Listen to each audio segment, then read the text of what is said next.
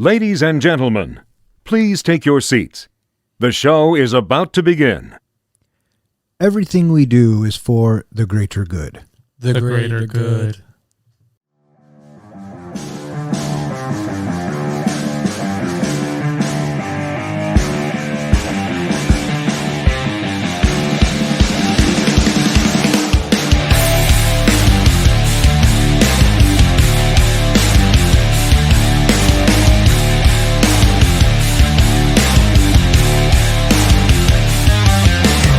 Good evening and welcome to another episode of Three Guys in a Flick. This is where we review the good, the bad, and the absurd.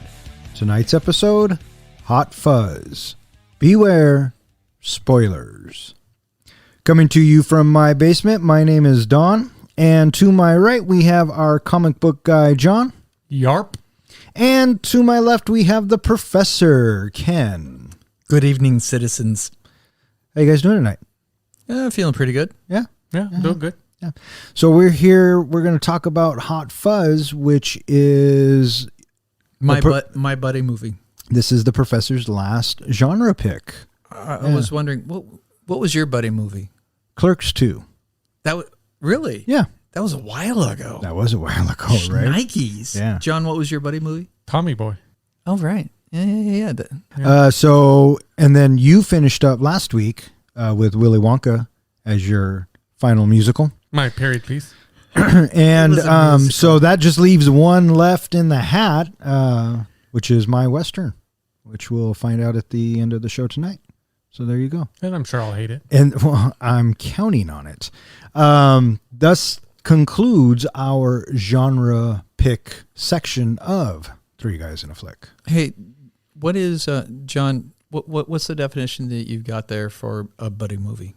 Two guys that like each other and hang for out. fuck's sake, you don't have it? I didn't write down. I figured a buddy movie is just about two buddies. You know why he didn't write it down? You know why he didn't take the time? Because it wasn't his movie. Oh. He treats you and I like, they're not important. I don't like these movies.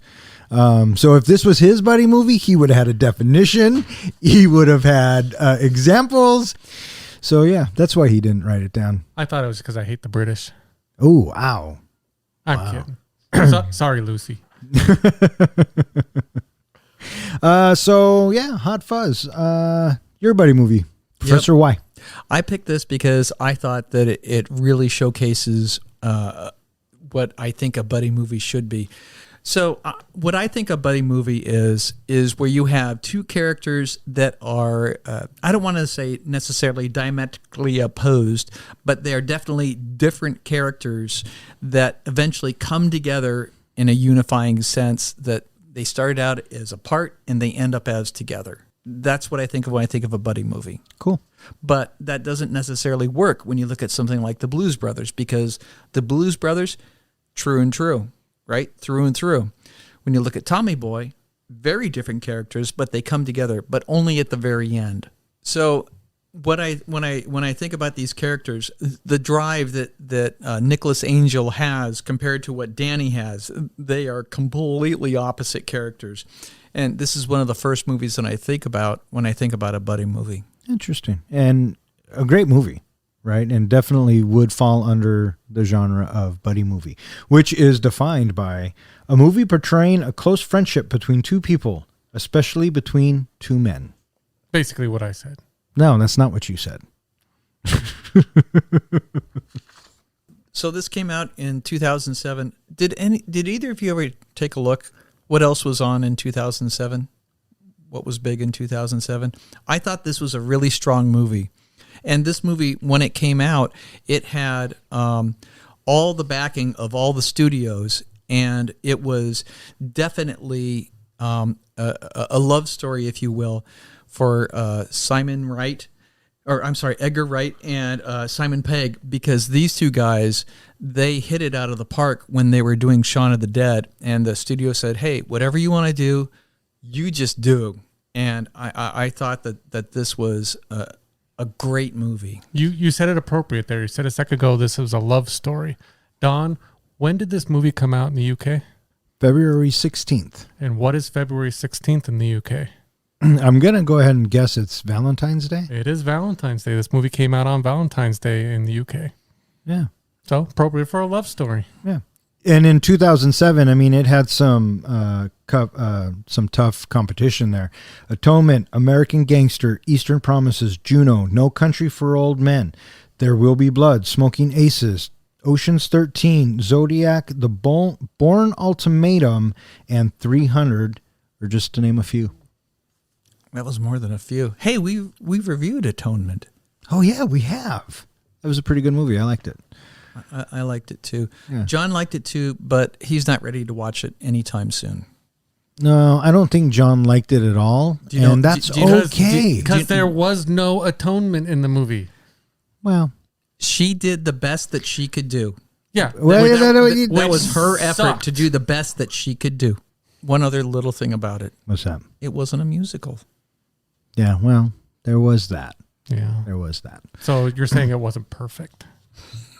Is what you're trying to say. As previously stated, Hot Fuzz was released on February 16th, 2007 in the UK and on April 20th, 2007 in the United States.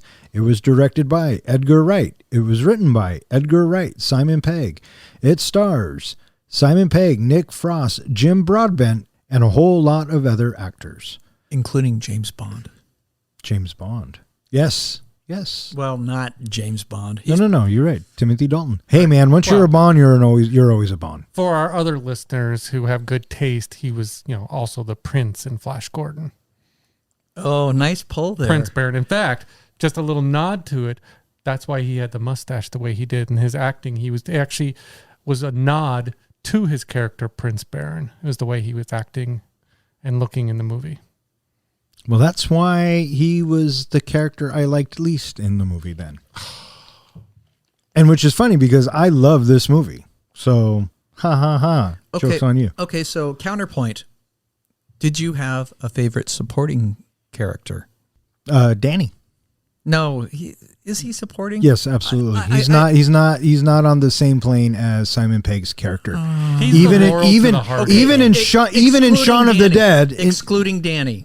Excluding Danny, did you have a favorite supporting character? I did. Who? I would say Doris.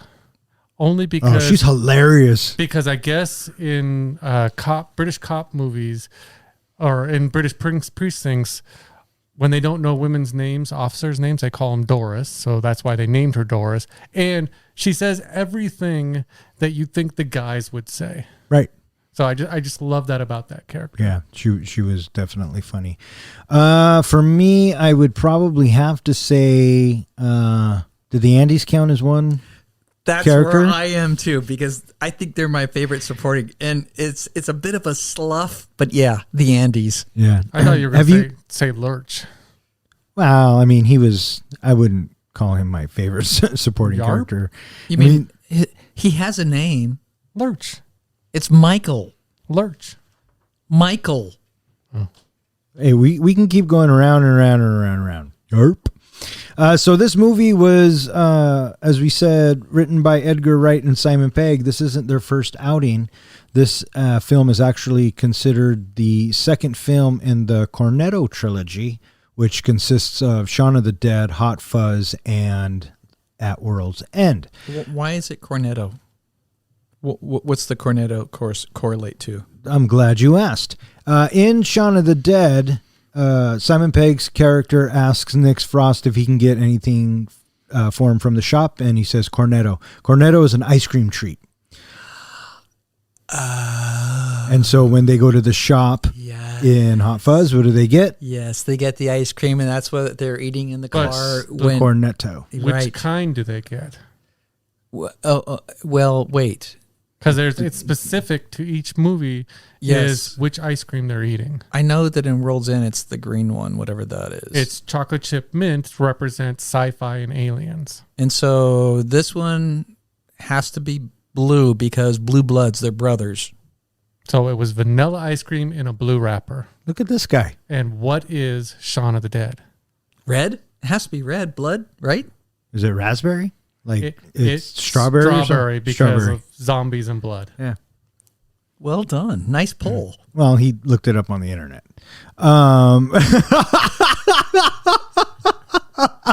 People are going to start figuring us out if you give away all of our secrets. I only say that because, Listeners, we do all the heavy lifting for you, so you don't have to. and I only say that because I didn't know that, and that's fucking awesome. So well, it's also well the done. fact that I hate to admit, but I have not seen Shaun of the Dead or At World's End all the way through.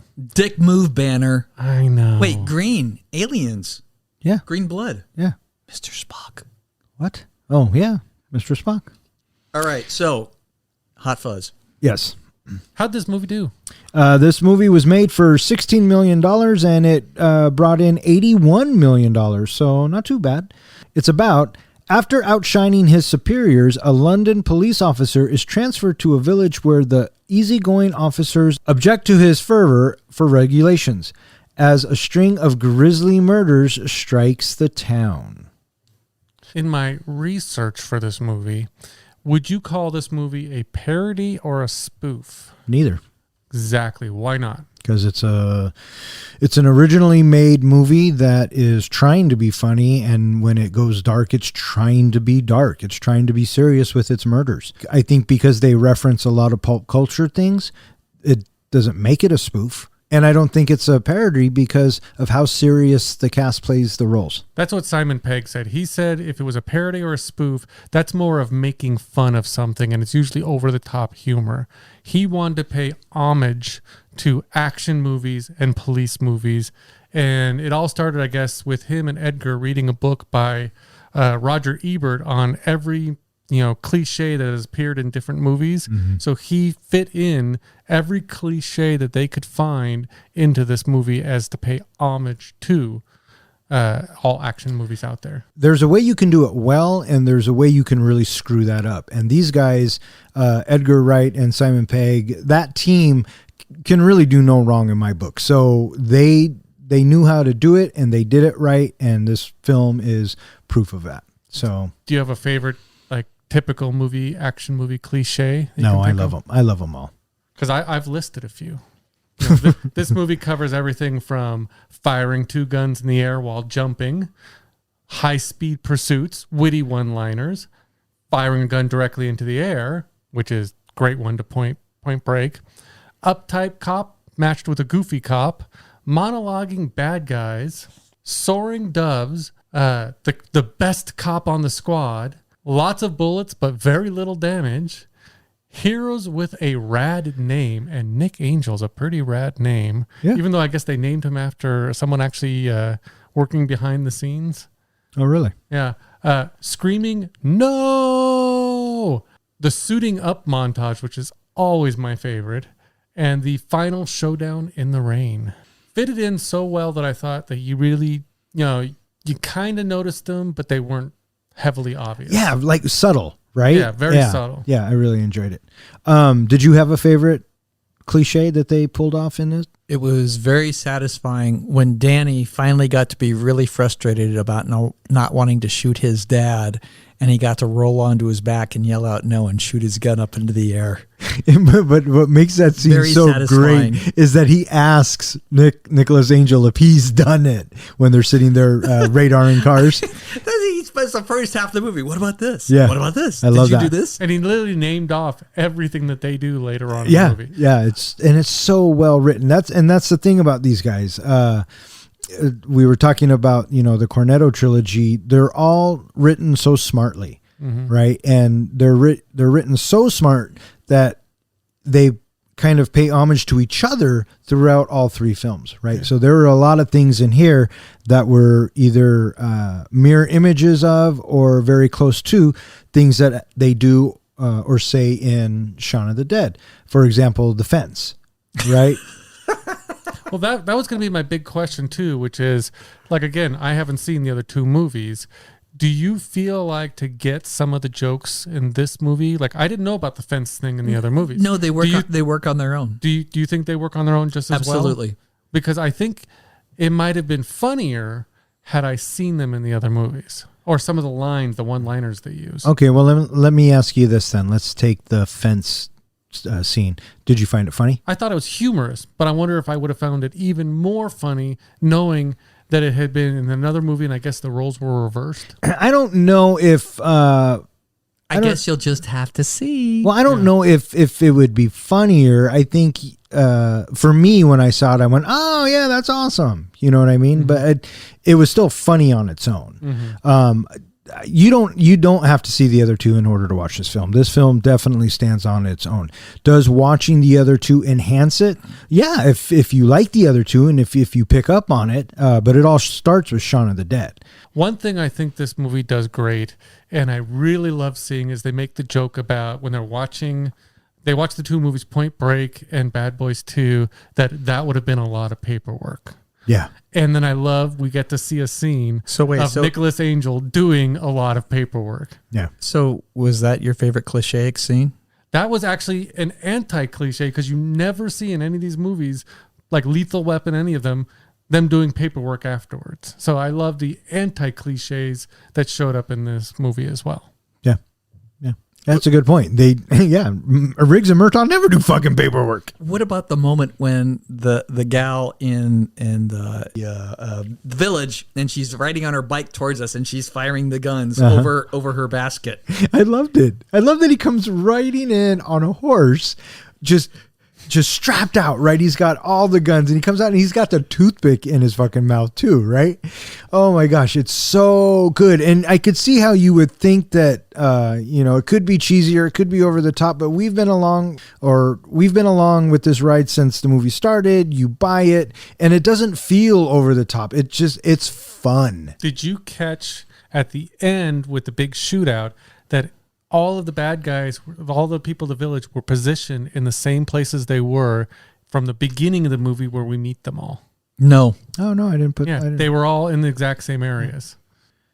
Nicholas Angel, a high-achieving metropolitan police officer, is promoted to sergeant, but his resentful colleagues arrange for him to be reassigned to the small rural town of Sanford, Gloucestershire, a regular Village of the Year winner. Angel is soon frustrated and bored by the village and his lazy and incompetent colleagues.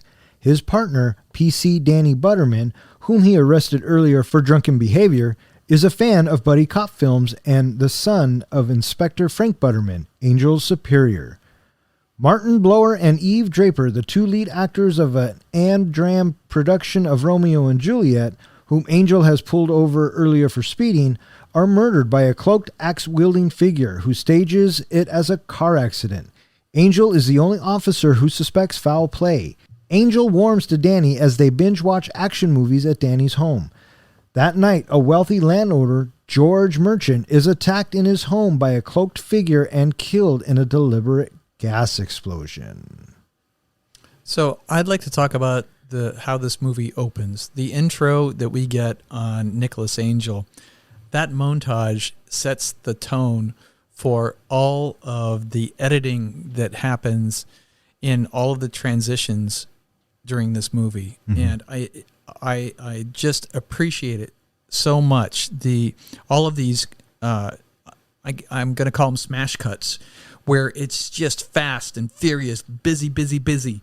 And you get all this frenetic energy, and I love the goody two shoes on top of it, actually. But we get this courtesy of Edgar Wright's directing style, how he wants to just slam this down our throats. This cold efficiency of Nicholas Angel. Just loved it. Oh yeah, what'd you think of the opening?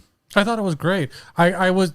Like I said, I didn't know what I was really watching, so I didn't know at first if they were going to be very sarcastic about it. But no, they made him out to be the super cop and I thought it was a great twist in the beginning that he was getting sent to a small village, not because he did anything wrong or that because, that village needed him. It's because he was making everybody look bad. And I thought that was a great twist to a start of a movie. Yeah. I have in my notes here, it's a catchy opening. And that's what it does. It catches you and it fills you in real quick. And yeah, I love the bit that he's too good. Yeah, and you want to talk to the superior? The superior's like right there. Yeah, no, and that's I love that scene in this opening is when he gets called in to say, you know what, you've been making us look bad, and we're transferring you. And Bilbo Baggins is the one that tells him, right? Yeah. Martin Freeman, and he says, I'd like to take this upstairs, and he goes, okay. And then the other guy comes down, and that's Steve Gogan, and I think he's hilarious. He's a funny actor. And then he's like, nope, I want to take it even higher. And you think he's gonna call on the phone and bring him down, but he just leans over the desk and there's the Met Chief Inspector, right? And he comes in, and every one of those interactions, they all start with, hello, Nicholas, how's the hand? And he's all, it's a bit stiff. Right. And then the next guy comes in. Hello, Nicholas. How's the hand? And Bilbo says to his superior, oh, no. That was he says that to the chief inspector. He says it's a bit stiff, but it's a running gag that keeps going on. And I just fucking love this opening. I guess in the UK, each actor that they brought in to be a superior was a higher level actor in consideration. So I can fully see that. They kept going up to who was the more popular actor. There were so many great cameos that were just hidden. Like at the CSI scene, you got Kate Blanchett, who's usually you get to see her and she's in a movie. You only get to see her eyes in the movie. She's got the mask on. Fuck off. Kate Blanchett was not in this film. Yes, she was. Or was it I'm sorry, not Kate Blanchett. Yeah, Kate Blanchett. Yeah, she was Janine. How did I not know that? I don't know, but he goes in. So Janine, over there. Well, yeah, that's a great scene too. You caught Peter Jackson. Yeah, as Father Christmas. He was the Santa that stabs him. Yeah. Yeah. Anyway, that just cracks me up. And then, is it Robert? Hello. Yeah, just that whole thing. It was Dave. Yeah. And that was another director. I can't remember who that was. Oh. That was in that. The CSI scenes was full of cameos. Yeah. It's fucking brilliant. Brilliant. And then right after that, he leaves town and we get another awesome smash cut. How many movies have we watched where you transition from one location to the different location and it's that helicopter shot of the car on the freeway? We've seen that a bunch of times. Or if you're moving from city to city, it's the overhead helicopter shot looking down at the buildings. Sure. No, we get the smash cuts that are put together, and I just love the way that is just slammed together. You got him with his what is it? It's like a Japanese peace lily. Yeah, Japanese peace lily. You get the taxi at the beginning, and then boom, boom, boom, boom, boom, and it ends with the taxi at the end. Delightful, so good. I love that transition. I think the professor liked this movie. Oh, he fucking should. It's a great fucking movie. Now, do you know why when he goes to that town? Do you know why Edgar chose that town specifically? Didn't he grow up there or something? That was his hometown, and he said it was a dream of his to always come back to that town and mess it up. Oh, that's funny. So yeah, he is now relocated and he gets settled in. Oh, when he comes in and talks to the lady for the first time, she's doing a crossword puzzle. I thought that was pretty funny. Fascist. Excuse me. And then she reads the definition, and then they go through their little banter, and then he walks away and he's all hag. And she's like, excuse me? And he's like, oh, 4 down, blah, blah, blah. And she's like, oh, thank you, love. It's just the writing, again, is just so good. So good. And so then he goes to the pub, and there's a bunch of underage drinking. Right. And the pub is another reoccurring thing without these 3 movies. But yeah, he goes in, and I love the bit where he's sitting there and he knows they're all underage and he wants to maybe fight it and let it go for just maybe a half a second, but he can't. He can't turn it off. You, when's your birthday? 14th of February. What year? Every year. Out. You, when's your birthday? Blah, blah, blah, 1969. You're 39 years old. Yes, out. He looks at the kid with the braces. Out. Yep. So good. And then I just liked at the end of that scene that the bar was empty. And then the pub owner's expression, right? They're like, and what does he say? Would you like another cranberry juice, Inspector? Yeah. I got to give it up for this movie.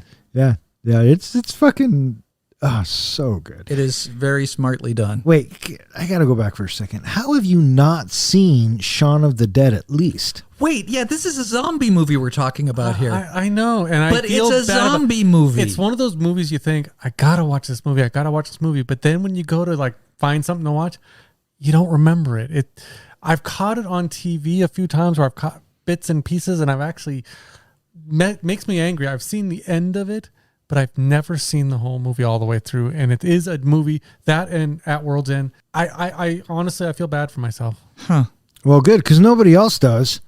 You son of a bitch. How could you not? Okay. I do. I need to go see it. So listeners, please submit these movies for us to watch. But it's a zombie movie. How could you not have seen this? Well, is it a zombie movie or is it more of a food movie?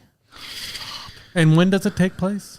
So yeah, he's at the bar and he kicks everyone out, and then he goes to leave, and this is where we meet Nick Frost's character for the first time, Danny Butterman. And I guess the actor insisted that he come up with that name. Danny Butterman? Yeah, he actually chose that name. That was one of his requests to be in this movie. Oh, that's funny. These two as a pair are just priceless. They'll go down in history as the likes of Laurel and Hardy, Riggs and Murtaugh. How have we never reviewed Lethal Weapon? Because you said you're not a big Lethal Weapon guy. Yes, but I'm surprised neither one of you put that in there. That could have been a period piece. I totally thought Don was putting that in for the buddy movie. Could have been a buddy movie. Could have been a road movie. Totally thought that was going to be in there. Could have been the action movie. Could have been a Western. Could have been all of them. This is why, ladies and gentlemen, our faithful listeners, this is why we will never, ever be doing genre picks again. So, yeah. You know what? Fuck you, and fuck you too. I'm just now I'm pissed off. You open-minded my ass. Your ass is open-minded? Well, so he hauls Danny off to the police station. And along the way, he picks up a bunch of the youths that were at the bar. And this is where we meet the guy at the front for the first time. And later on, we'll find out that he's a twin. Sergeant Turner. Yeah. We'll find out that he's a twin, which is pretty funny. You want to arrest all of them? That's a lot of people. And then it's another smash cut of paperwork. Yep. And the mugshots and all of that. And he goes home and he comes back the next day for work. And this is the bit where we get to see him. He goes and he jogs and he runs through the town. And this is where he's meeting the people that apparently that's where they end up getting shot too. Mm-hmm. So that's awesome. I'm going to go back and look for that. And then he gets to the station and he goes to talk to the drunk. And it turns out that his drunk is the partner. A lot of great dialogue there. I love how Danny always picks his brain. Have you done this? Have you done that? Have you seen this? Have you seen that? It's like a little kid with the knowledge. One of my favorite bits, though, is when they go through the typical day of what Angel has to do, and he's speaking at the school. And he goes, are there any questions? And there was only one question, but we don't see who asks it. And then the camera moves and we see that it's Danny. Is it true that there is a point in a man's skull that if you shoot it with a bullet, it will explode? And then just the look on Nicholas Angel's face. And then we smash cut again. So yeah, so good. So good, this movie. I love the swooshing sounds that encompass these transitions as well. It just lends itself to, a hyperkinetic action feeling to it. Yeah. And then we learn that there is a play going on with Romeo and Juliet, and well, actually, before that, we get to meet Skinner in his store, right? Because he's a central character. Yeah, he's one of them. I mean, he's definitely the bad guy. Yeah, and we get the rundown with the shoplifter. Yeah, the guy in the purple jumpsuit. Yeah, because he's fuck ugly. That's the same kid. Yeah. Which leads us to the fence scene. Oh, that's right, because he's chasing the shoplifter and he jumps the fence, which is also in Shaun of the Dead and At World's End. How the fuck have you not seen Shaun of the Dead? During the rundown of the purple jumpsuit shoplifter, this is where we get our first glimpse of the neighborhood watch. We get a couple of walkie-talkies out as Angel's running by. Did you catch that the neighborhood watch's equipment and technology was much better than the police? Yeah, I did. Oh, yeah, it was meant to be like that. It was The police department was meant to be completely antiquated, completely unfit for what the likes of a Nicholas Angel officer is accustomed to. And you were talking about sounds earlier, and they highlight this by one of the first scenes we see when they come into the police station is you hear an old Mac booting up. That's that noise it makes. Oh, is that what it was? Yeah. Yeah. So they pull over, or so they go to this play, and they have to sit through it, and it's atrocious, of course. And then they go to the after party, and this is where we kind of see Skinner running around, schmoozing, and we get to see the two sides of the town. The neighborhood watch side, which is Skinner and other characters will meet, and on the other side is like the police. The police and well, the people that are fuck ups, right? The guy who misspells Messenger. His last name's Messenger. He's terrible at grammar, and Skinner says something about that. So they're actually kind of, like you said earlier, they're kind of setting you up for telling you who's gonna be killed in this film. And then it goes on, and this is where we get our first murder. And we get to see this is our first appearance, I think, of the cloaked black individual. Yeah. You know what I thought of the first time I saw that? Scream. Totally. Yeah. You know what I thought was interesting, too, is that our first two people that die, they basically say he's an atrocious actor and she has a horrible laugh. Yeah. So they basically killed her just because she had a horrible laugh. Yeah. How would you like to live in this fucking town, right? People are so judgy. Yeah, I know. Now, how long would we have made it in that town before you would cloaked figure came for us? You would have been just fine because you would have played by the rules and done what you're told. You too, probably. Me, on the other hand, I don't know. Yeah, I think Ken and I would have helped. Oh, for the greater good. The greater good. So yeah, and then after that, they're at the bar, they're at the pub, and then the real estate guy, the obnoxious one who Skinner can't stand, gets all drunk, and Nicholas Angel and Danny have to walk him home. They walk him home, and this is where we get our second murder. He is passed out, and then he gets knocked out by another figure in black, and then he rigs the house to blow up, and it blows up. And in the meantime, while this is going on, Angel finally goes back to Danny's, and this is probably one of my favorite lines in this film, is when they're sitting there and Danny says, "Point Break or Bad Boys 2?" And Angel says, "Well, which one do you think I would prefer?" And Danny says, no. Which one first? Which one first? And then the look on his face, like, are you serious? What about that little bit at the beheading of the crime accident? I really loved that poignant moment when he says, it was a traffic accident. They're not called accidents; they're called collisions. Because accidents infer that no one is at fault, or implies. It implies there's no one to blame. Right, there's no one to blame. Yeah, that's good. I don't know why, but I just really dug that moment. I don't know why. And for the most part, when Angel is trying to teach Danny to be a better cop, he takes it to heart. If you notice throughout the film now, whenever they refer to accident, he says collision. Right. Yeah. And especially is the case when talking about the way his mother died. Yeah. He doesn't say that she died in an accident. He says she died in a collision, which is another hint that she didn't die, no one was at fault in the way she died. Right. I love when he says, but what does he say? Policeman officer. What made you wanted to be a policeman? Police officer. What made you wanted to be a policeman officer? So we also didn't get before we have the Point Break Bad Boys 2 moment. We have that bit where they go out to the countryside and they visit the old guy that they can. Why are we bringing the dog? We didn't bring the dog. Oh, we brought the guy because he could translate. Yeah. Did you notice the music when they open it up and they see all the guns? Did you know what music that was? No, what? It's the music from the Lethal Weapon 2 trailer. Oh, that's awesome. Yep. Because it was just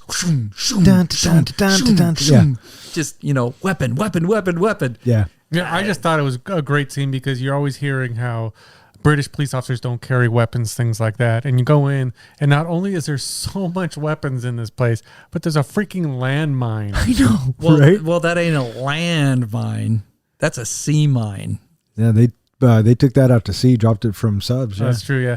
The other thing I really liked is the fact that, I caught in the beginning of the movie when they're introducing all the police officers, there's the one guy that mumbles. Mm-hmm. And so they bring him to translate the other guy mumbling. And I love how they're speaking to each other. And then Butterman has to translate The final translation. Yeah, so Nicholas Angel can. I thought that was clever. And then he goes, "Oh, hey, do you have a permit for this gun?" And he goes, "I do for this one."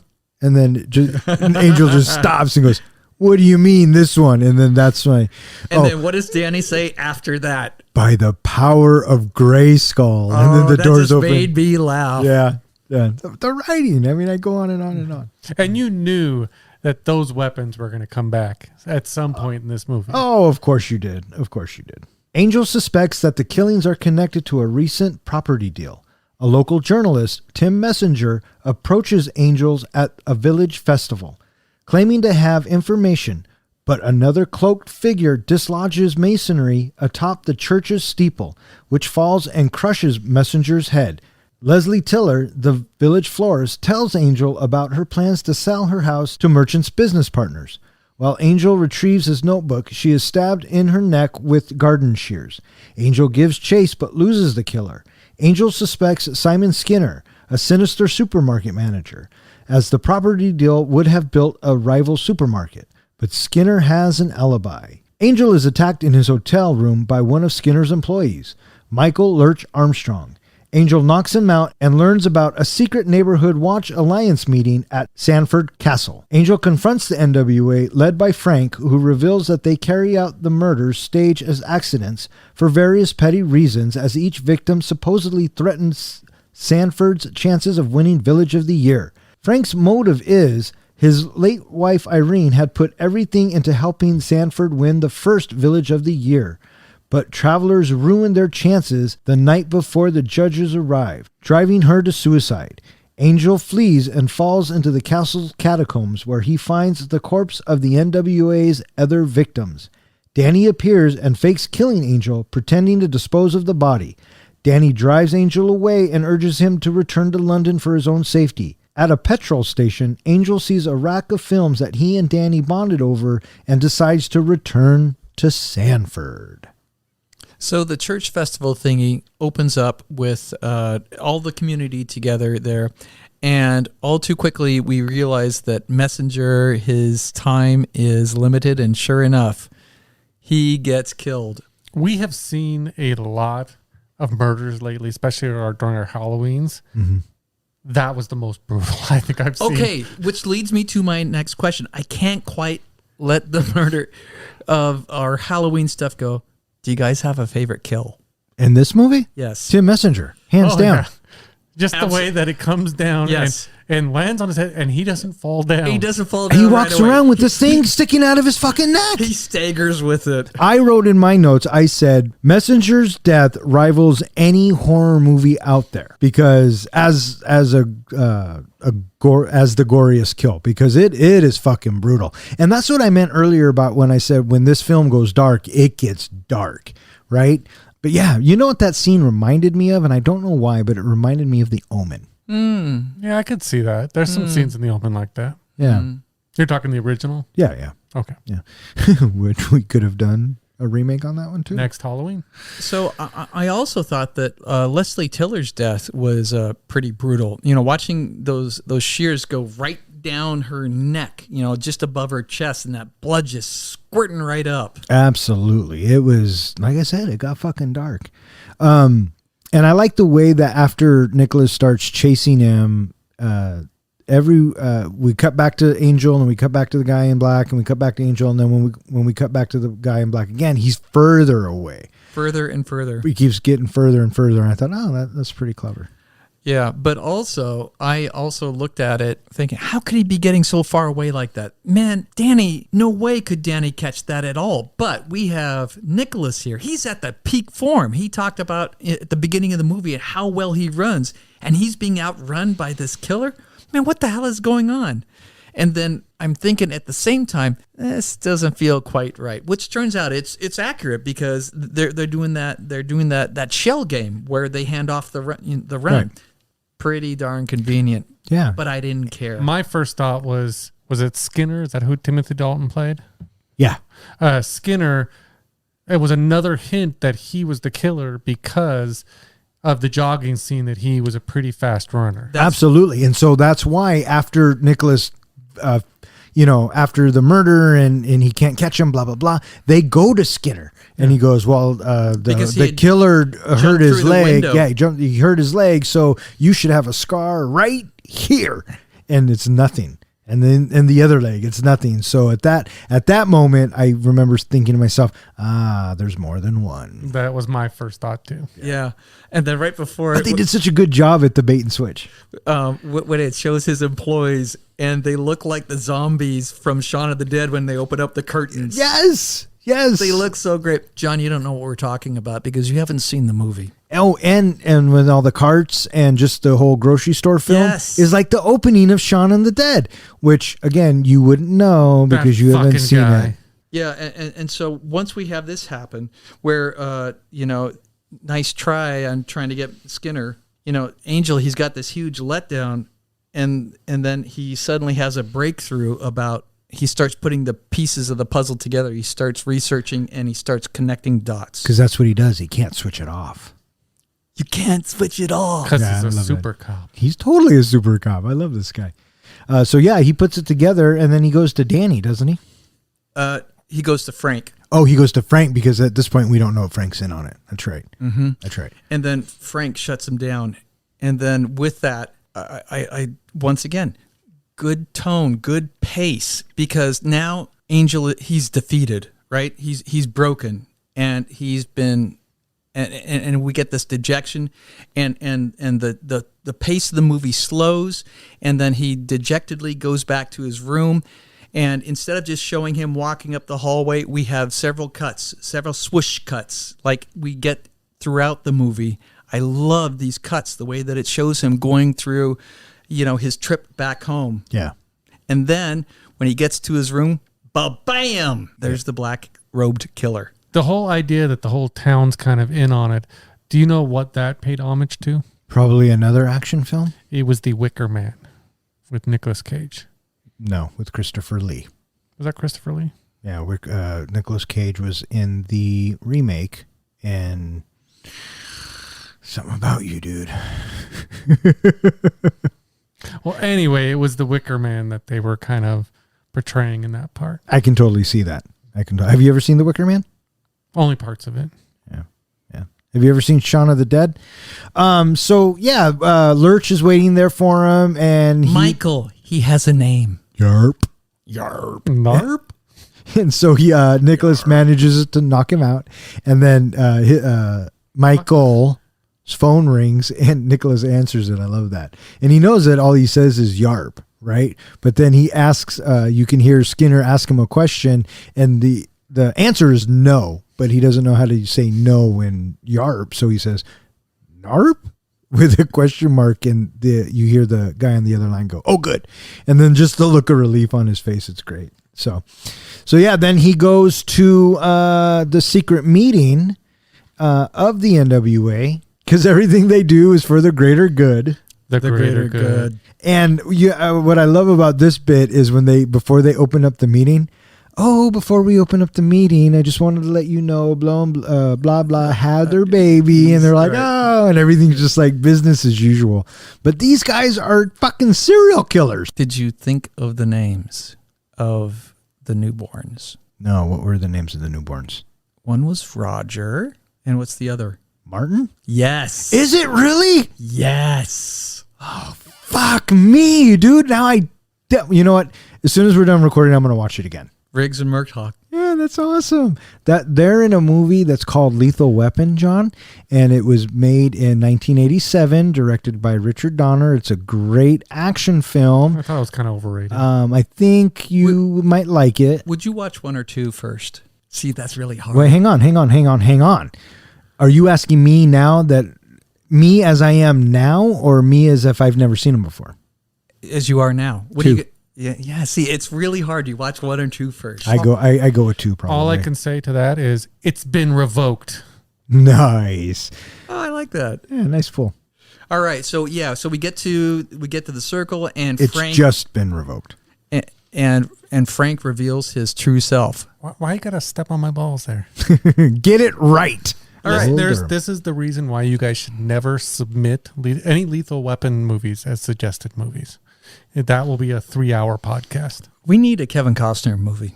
We had a Kevin Costner movie, The Untouchables. That hasn't been posted yet. Yeah, but you said we need a Kevin Costner movie, and Well, I'm just simply the retorting with the listening we've had audience, a. The listening audience doesn't have it yet, so I'm telling the listening audience, we need a Kevin Costner movie. So now we've got Angel on the run, and shit, Danny's in on it too. Oh, and I love Simon Pegg's reaction. Danny, no, like they had come so far, and I mean, deep down inside, Danny's not gonna be with the NWA ultimately. You sure hope.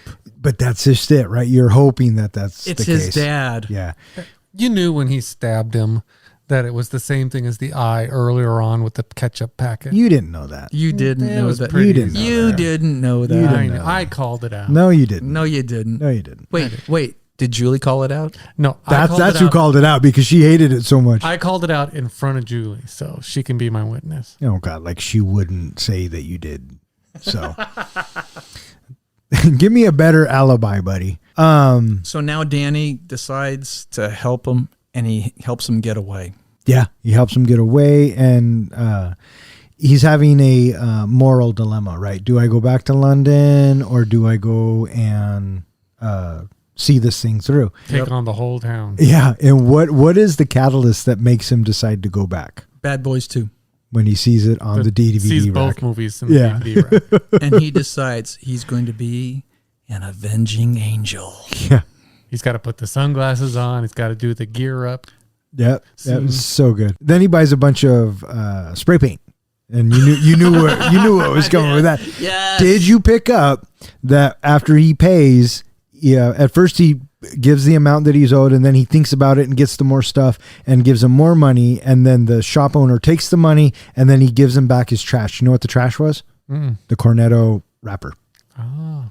Nice. So then he decides to go back, and I love the bit where he's sitting there in the car, and then it cuts to the 2 old people, the farmers, and he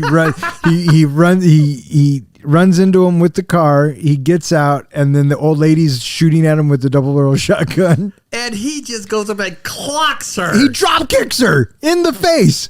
And and then when we so see her good. sitting there next to him, and she's got the whole bloody nose set. Yeah. Oh my God. It's like, oh, that was so funny. And so now he's coming. So where does he go next? He goes to the town square. No, he goes to the police station. Oh, right, because he's got a... We need our suit up scene, right? The suit up montage. Another smash up. And his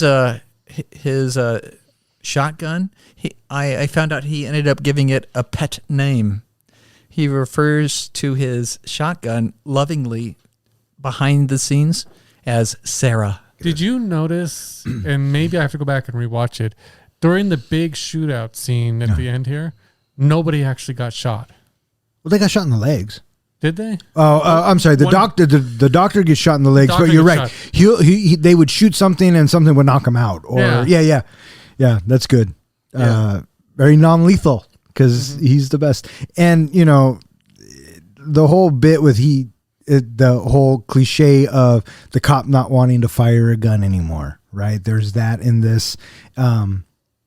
And you know what? You asked me earlier what my favorite cliche was. I think that's it, because they're at the shooting gallery in the festival, and Danny's like, "Oh, I want the monkey. Win me the monkey." And he takes the air rifle and caresses it like it's, just that moment in that action movie. Who does that the best? Like The Rock or, Stallone or one of those guys. And he does it with this air rifle, and the way they cut it together is just so good. So now that he's got the real guns, he goes through the trouble of not actually killing anyone. So that's good. I like that. But the whole fact that he shows up on this white horse, so high noon, Oh, very much. right? It's him against everybody. Nobody's behind him. Yeah. And then Except the kids. I thought it was funny is the kids that he was arresting and causing problems for in the beginning. What does he say? Does he say, you know what to do? yeah, something like that. And just they're all the ones on his side. So it's all the people who are the outcasts of the town Right. who he sides with. A role reversal, Yeah. if you will. Yeah. And then Danny sees what's going on and he gets off the horse and he just throws him the shotgun and now here come the fuzz. And Skinner even says that. Yeah, I just love watching that shootout. Just the massive amount of gunfire from these older people that I'm thinking, I wonder if they've ever actually fired guns before. They probably have, but like the women, probably not. I don't know. They but all seemed like they were pretty familiar with the weapons, though. they were very proficient. Yeah. Hilarious. The next day, Angel arms himself with confiscated guns. He and Danny engage in a shootout with the NWA. When Frank brings out and orders the other officers to arrest them, Angel and Danny convince them that Frank is the culprit. Frank flees and the officers besiege the supermarket with Skinner fleeing in a car with Frank. After a car chase, Angel corners Skinner at Sanford's Model Village, and Skinner is impaled through the jaw by a miniature church steeple. Frank, after briefly holding Danny hostage, attempts to escape in Angel's car, but is attacked by a missing swan.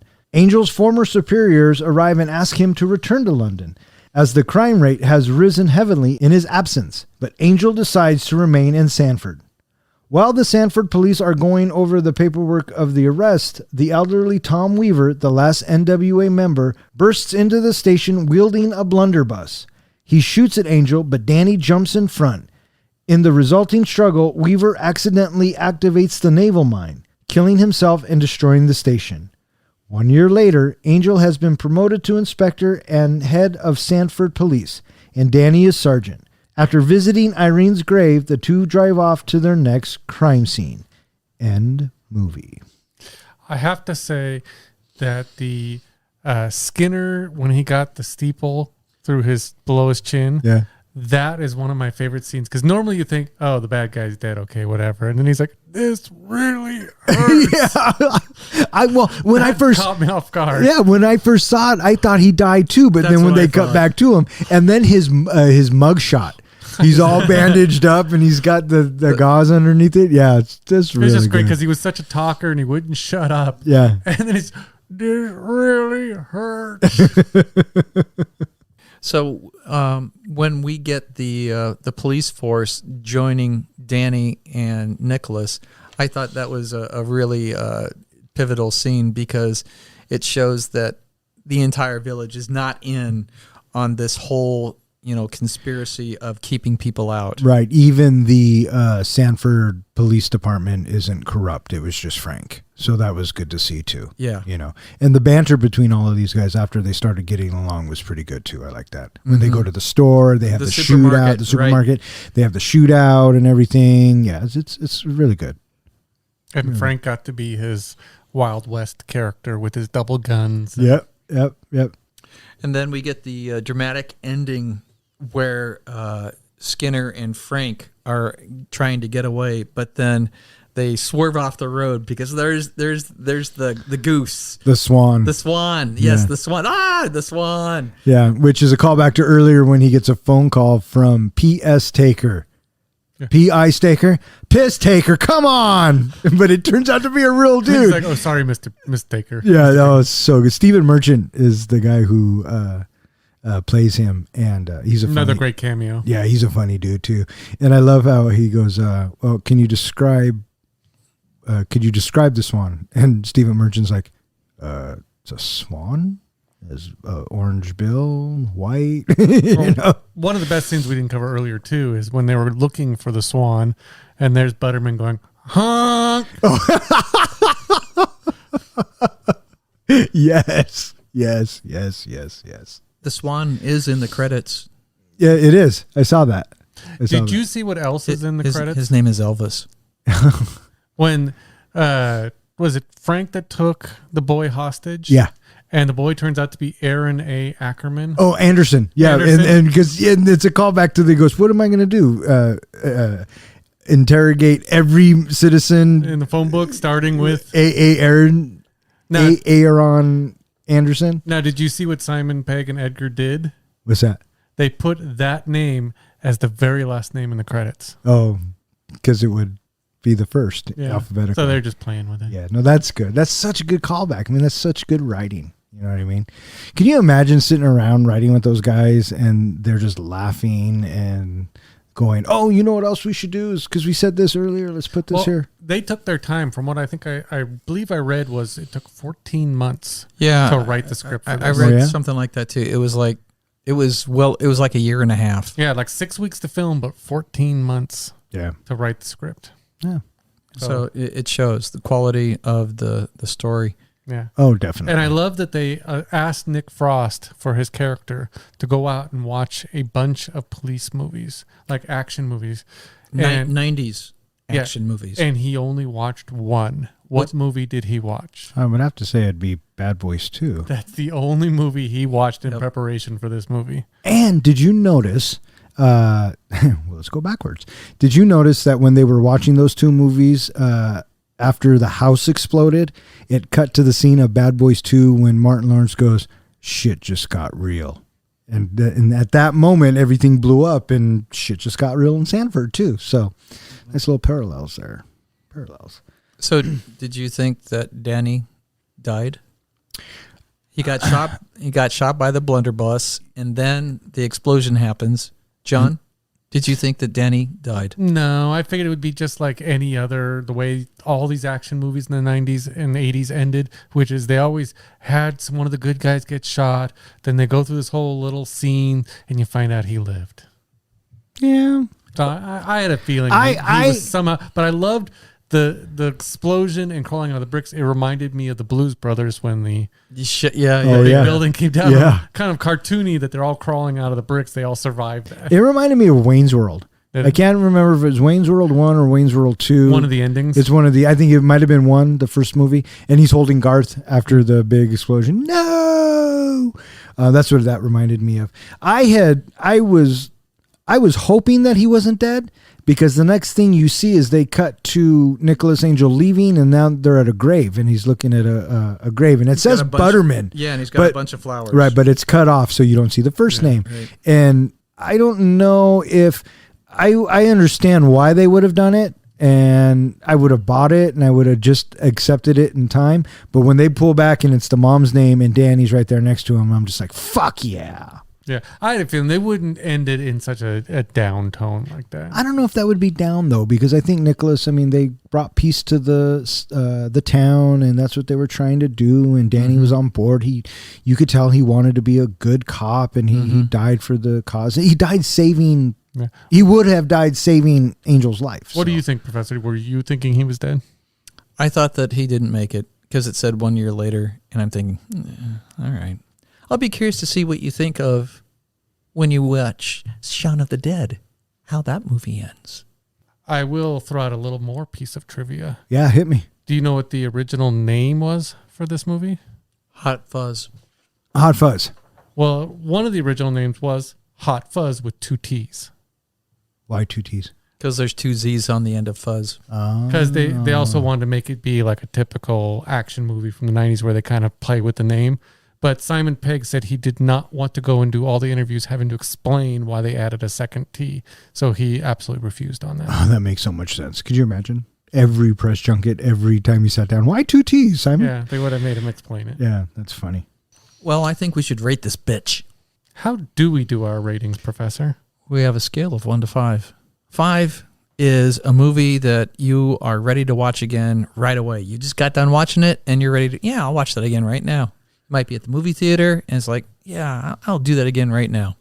A 1 is a movie that you saw it, and you have no desire to ever see it again. This movie, for whatever reason, it just did not rock your world. It is a complete misfire, and with that, you're done with it. A 3, somewhere in the middle, you have that feeling that was a good movie, and if somebody wants to see it again, you'll see it again. And what's a 0? A 0 is a movie that somebody owes you 2 hours of your life back because it is so awful. What did you give a 0? The original Friday the 13th. What did you give the Texas Chainsaw Massacre remake? I think that was a 0.5. Wow. What did I give the Texas Chainsaw Massacre remake? A 0.5, I believe. I haven't given any zeros, have I? You have not given any zeros. I have not given any zeros. You've given 5. You hand out 5s like candy.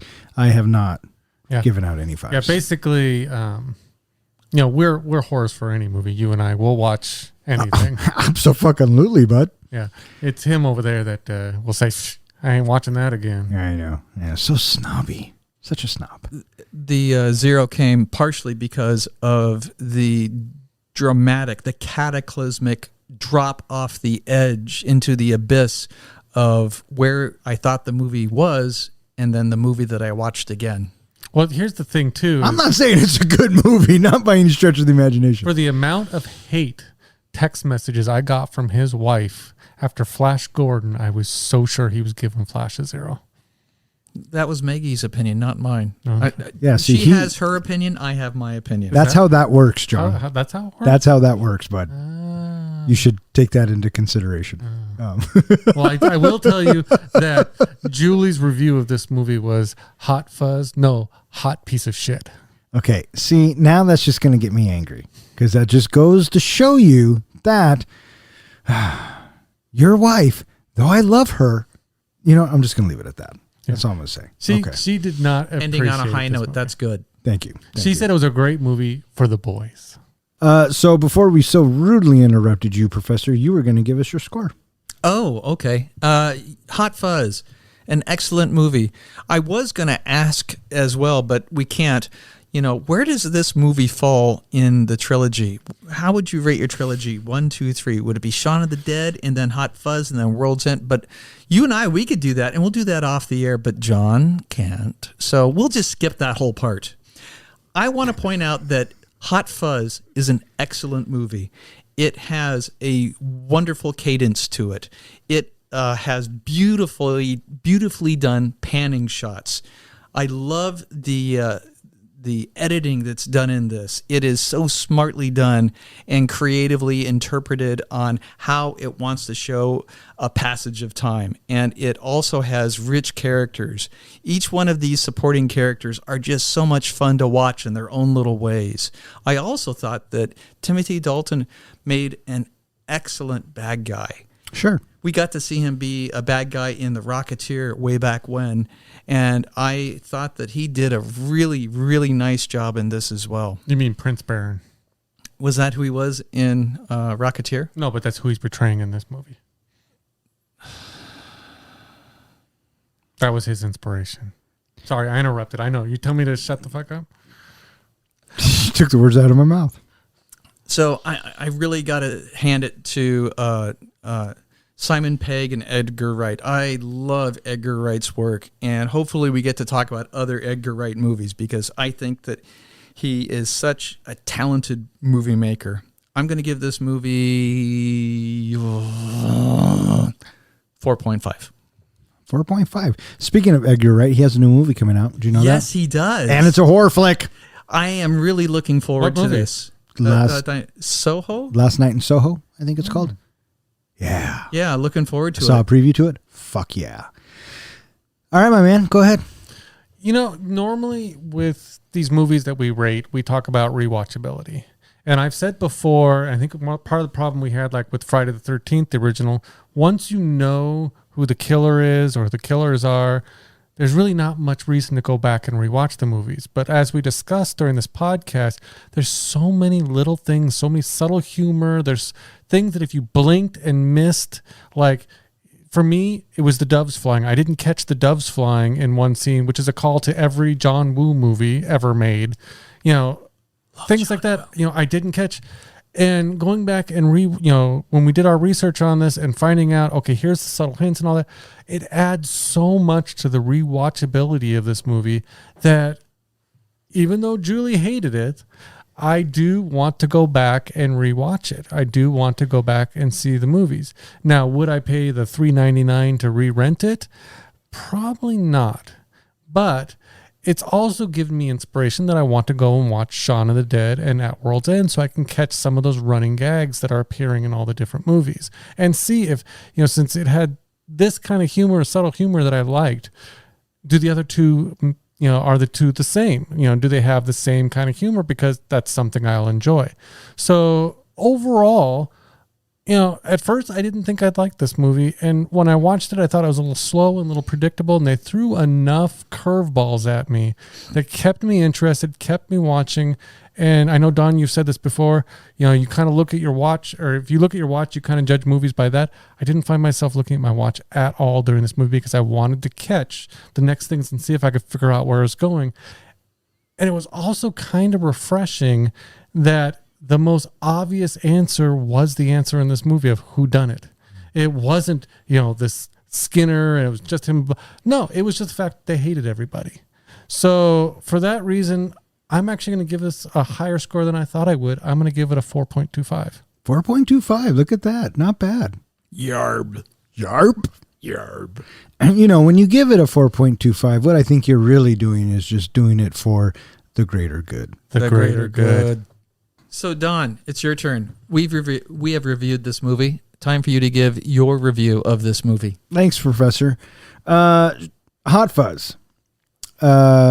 A fun ride from beginning to end. I love the way it was written. I love the way it was shot. I love the way the actors performed. I love the way it was edited, the music.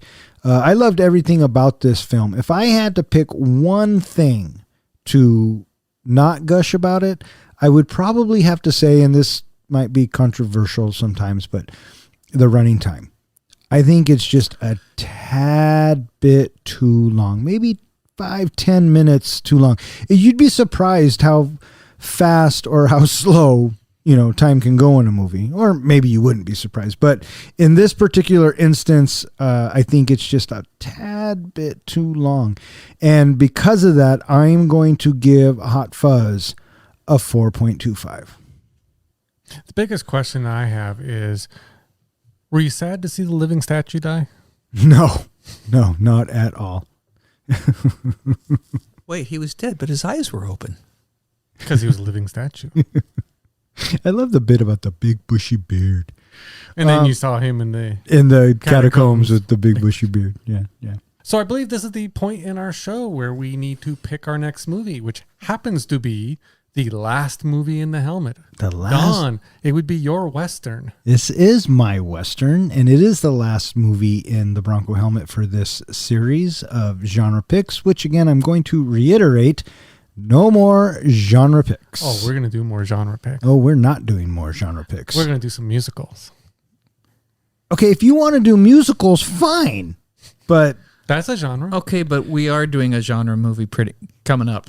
I guess all movies are No, we are movies. doing a genre movie. And what genre movie is that going to be? Our Christmas pick. Oh, yeah, our Yes. Christmas pick. That's a genre. Christmas, don't you think? A holiday movie? Yeah. Hey, speaking of holiday movies and Christmas movies, you know what Elise and I just watched? What? Gremlins. No shit. I haven't seen that in ages. It has been a long great time movie. since it is. It holds up. I liked it. That was my next question. How did it hold up? Yeah, it's good. It's good. You should check it out. All right, so the next film that we are going to be reviewing is the 2015 Western Bone Tomahawk. As soon as you said 2015, I thought, oh, you bastard. Mm-hmm. You bastard. Do you want to tell me anything about that movie since No. I've never heard of it? No. Hang on, just let me give him the synopsis. Let me just give him the... In the dying days of the Old West, an elderly sheriff and his posse set out to rescue their town's doctor from cannibalistic cave dwellers. Bitch. You gave that away. So it's a food movie. He just needed to know it's a Western, and then John watches it, and they go in. You think John wasn't going to look it up? The guy who looks up movies and facts and trivia whilst watching a fucking movie. You think he wasn't going to look it up? Were you going to do that? Yarp. So, I love your enthusiasm, but... Don knows me better. Yeah, you knew... Well, I don't know if I know you better, but I knew you would fucking look it up. Yeah, so I'm going to look up the trivia before I watch the movie. It doesn't give away the movie. It just tells you what to look for. Well, it's kind of the same thing. Okay, but, when you have a movie that just takes a sudden left turn, and you're like, holy shit. I thought you liked those holy shit moments. Well, in today's age, it's hard to have those holy shit I'm moments. sure I'm still going to find a holy shit moment in it. Oh, you are, and I know exactly what part it is. But So this is a movie you both have seen? he has not seen it. I have Oh. not. But how long have I been talking about it? Since probably, I don't know, 5 years. Yeah. Okay. I've been telling you and TJ to watch it forever. Yeah. Yeah. Uh-huh. Do you know who directed it or who wrote it? S. Craig Zoller directed it, and it stars Kurt Russell, Oh, well, you had me at Kurt Russell. Patrick Wilson, and Matthew Fox. Yeah. It's got to be right at the same time as The Hateful Eight, because he looks exactly the same. All right, so I think that's going to wrap it up for this episode of Three Guys in a Flick. Hey, John, where can they catch us? They can catch us at our website, threeguysinaflick.com. They can catch us at any popular or even not popular podcasting hosting sites, Spotify, Apple iTunes, Google iTunes, all of them. They're all out there. They can find us on Instagram. Thank you, Don. They can find us on Tumblr. They can find us on Facebook and Twitter. What about Pinterest? Well, we're waiting for you to kind of... We figured the professor's going to take over Pinterest and TikTok. Yeah, let's put the professor on the TikTok. We had a great idea. We were talking before about, and professor's already volunteered to do this, is we're going to have his kids, since he does like fourth graders and stuff, we're going to have the kids do the scenes, act out the scenes from the movies, and then we're going to dub their voices into the actual scenes. All right, so for Three Guys in a Flick, I'm Don. I'm John. And I'm Ken. Be safe out there. Thanks for listening.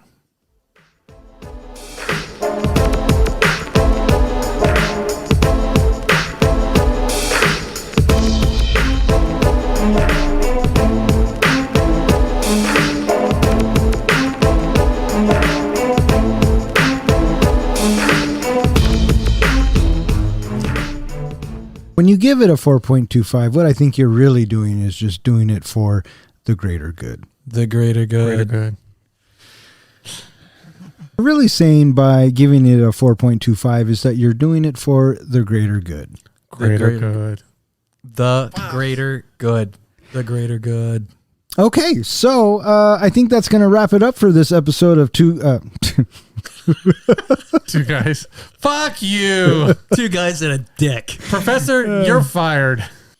all right, fuck off. I love you both. Good night.